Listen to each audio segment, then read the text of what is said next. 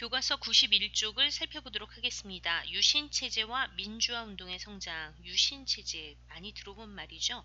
박정희 하면은 박정희 유신정권, 박정희 유신체제 이렇게 얘기를 하는데 도대체 그 유신이라고 하는 것이 무엇인지 한번 91쪽에서 살펴보도록 하겠습니다. 자, 시기는 박정희의 어떤 그 대통령 시기 중에 70년대, 즉 유신 헌법이 만들어지는 72년부터 박정희가 사망하는 79년까지 이 시기를 우리가 유신체제라고 얘기를 합니다. 자, 독재를 했기 때문에 그만큼 거기에 반발하는 민주화 운동도 심하게 강하게 성장할 수밖에 없었겠죠. 읽어보도록 하겠습니다. 박정희 정부는 급변하는 국제정세. 자, 급변하는 국제정세라는 것은 박정희가 원치 않은 방향으로 나가는 국제정세. 즉, 냉전이 더 유지가 되어야 하는데 냉전이 완화되고 자본주의 진영과 공산주의 진영 사이 화해 모드가 조성되는 거. 이게 이제 박정희에게는 위기가 되었겠죠. 데탕트라고 앞에서 설명했습니다. 대응한다는 명분을 내세워 자, 또 국회를 맘대로 해산을 하고 또다시 헌법을 개정하였다. 1972년 10월 17일인데 이것을 우리가 10월 유신 그리고 이 헌법을 유신헌법이라고 이야기합니다. 유신헌법은 대통령을 일단 대통령이 어떤 방식으로 선출되고 임기는 몇 년인지 확인해 봐야겠죠.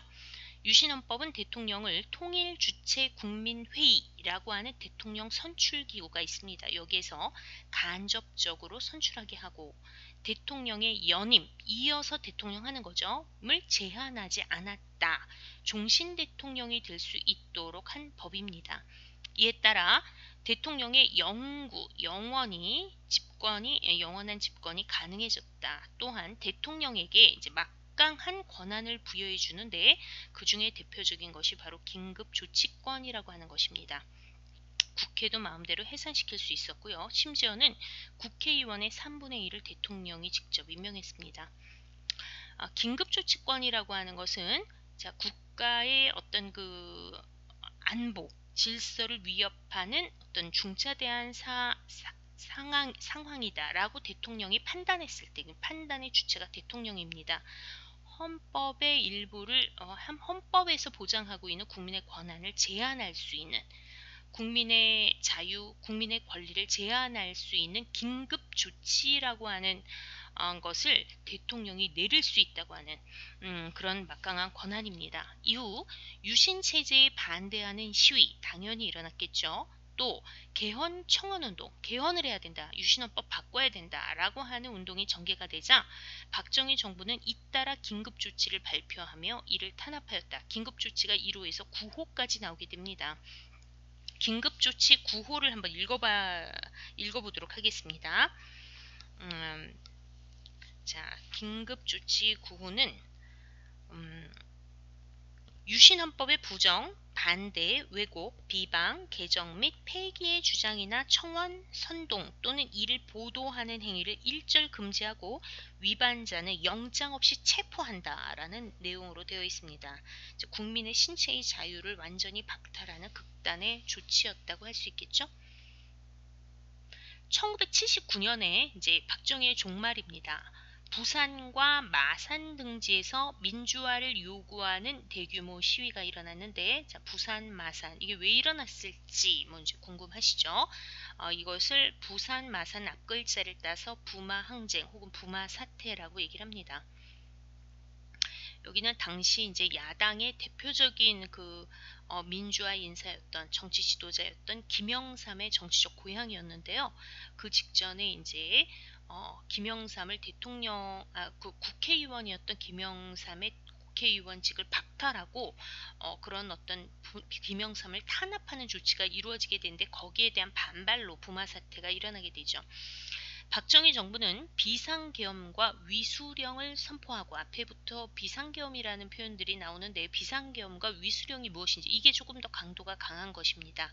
한번 밑에서 살펴보도록 하겠습니다. 비상계엄령, 국가 비상시에 국가의 안녕과 공공질서 유지를 목적으로 법률이 정하는 바에 따라 헌법 일부의 효력을 일시 중지하고 군사권을 발동해서 군대가 치안을 유지하고 나라를 모든 그 어떤 권력의 위에 군대가 서는 것, 이게 비록 비상계엄령입니다. 그럼 위수령이라고 하는 건 뭐냐? 육군 부대가 한 지역에 계속 주둔하면서 그 지역의 경비, 군대의 질서, 뭐 군기 감시, 시설물을 보호하기 위한 하겠다고 하는 대통령령, 이게 조금 더 강력하다고 볼 수 있겠죠. 군대를 동원하여 이를 진압하였다. 그러던 중 권력 내부의 갈등이 일어나, 즉 박정희 밑에 있는 사람들 사이 갈등이 일어난 거죠.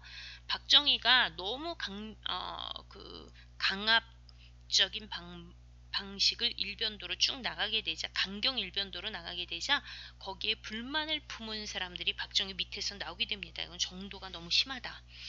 결국 박정희가 중앙정보부장 김재규에게 피살됨으로써 아주 최측근 박정희의 오른팔로 불리워졌던 인물입니다.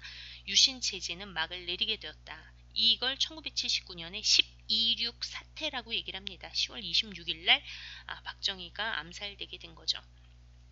1972년 유신헌법 공포했던 그 장면의 사진입니다. 박정희는 영구집권을 위해 유신헌법을 통과시키고 제8대 대통령으로 유신헌법으로 다시 재취임을 하게 된 거죠. 자, 여기 유신체제에 반대한 민주화운동 가운데에 3.1 민주구국선언이라고 하는 것이 있습니다.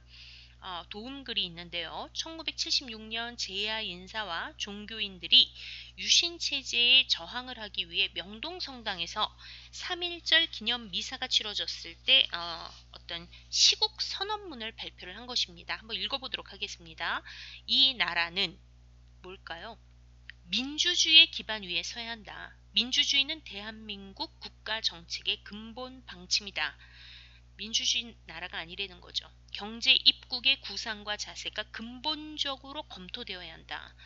경제 입국 좋은 말 같지만 이걸 내세워서 민주주의를 탄압하는 거 안 된다는 얘기죠. 민족 통일은 오늘 이 결의가 짊어진 최대의 과업이다. 3.1 민주구국 선언문. 자, 윗글의 빈칸에 공동으로 들어갈 말 민주주의, 민주주의. 89쪽의 군사정부의 혁명 공약과 비교하여 차이점을 말해보자. 자, 혁명공학에서는 반공, 여기서는 민주주의를 강조하고 있고요. 그 다음에 혁명공약에서는 경제, 반공학 경제 재건, 즉 경제력이 꼭 국력이다라고 얘기하는 것에 반해서 이 3.1 민주구국선언에서는 경제력도 국력의 중요한 요소이지만 그게 전부는 아니다라고 이야기하고 있습니다. 스스로 정리하게 풀어보도록 하겠습니다. 박정희 정부는 1965년 일본과 한일 기본 조약을 체결하여 국교를 정상화하고 원조와 차관을 제공받았다. 박정희 정부는 1972년 유신헌법을 제정하고 영구집권을 택하였다. 여기까지 91쪽 설명을 마치도록 하겠습니다.